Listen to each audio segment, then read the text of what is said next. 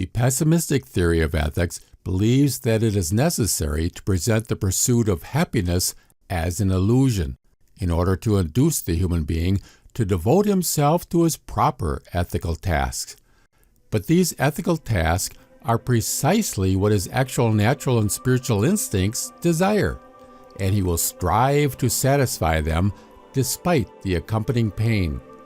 Once the human being recognizes his true tasks, he fulfills them because it is in his very nature that he wants to fulfill them. According to the pessimistic theory of ethics, the human being will devote himself to his proper task in life only when he has given up the pursuit of happiness. But no system of ethics can invent any life tasks for the human being other than realizing the things he desires and fulfilling his moral ideals.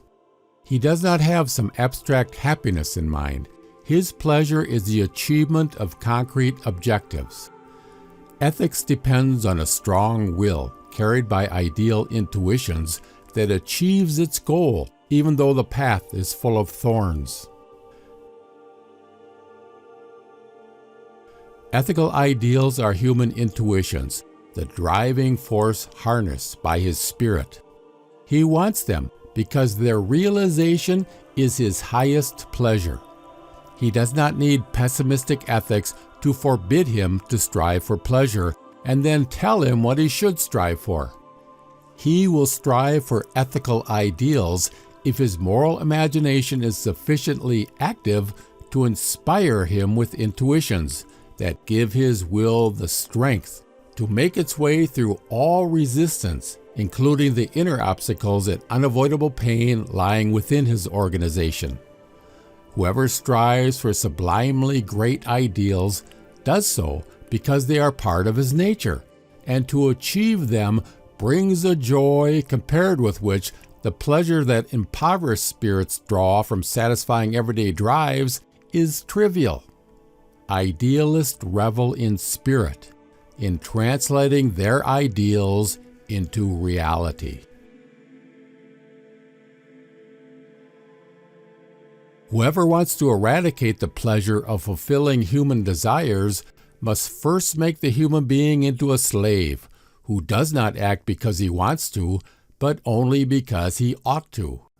What is called the good is not what a person ought to do, but what he wants to do when he expresses his fully developed true human nature.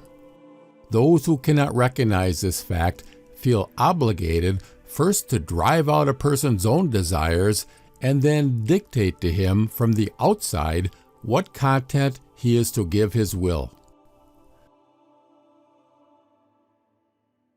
The fully developed human being contains desires that originate in the spirit.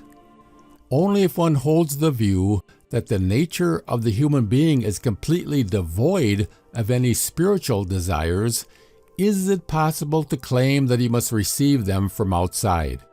In a harmoniously developed human being, the ideals of virtue are not outside, but within the compass of his will. Ethical conduct does not come about by eradicating a one-sided personal will, but rather in fully developing human nature. Those who believe that ethical ideals are attainable only if the human being destroys his individual will ignore the fact that these ideals are wanted by the human being as much as he wants to satisfy his so-called animal instincts.